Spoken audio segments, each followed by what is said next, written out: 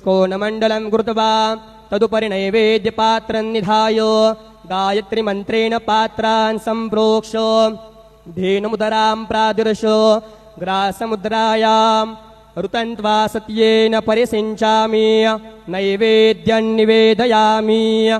ॐ प्राणाय स्वाहा ॐ अपानाय स्वाहा ॐ व्यानाय स्वाहा ॐ उदानाय स्वाहा ॐ समानाय स्वाहा ॐ ब्रह्मणे नमः। नैवेद्यमध्ये पाणिं समर्पयामि पुनर्नैवेद्यं निवेदयामि।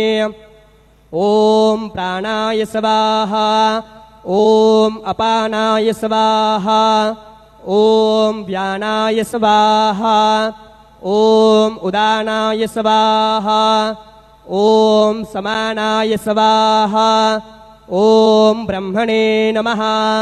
नैवेद्यं समर्पयामि हस्तप्रक्षालनं समर्पयामि मुखप्रक्षालनं समर्पयामि। शेषोपचारार्थे प्रार्थनापूर्वकं नमस्करोमि। श्री सच्चिदानंद सद्गुरु साईनाथ महाराज की जय।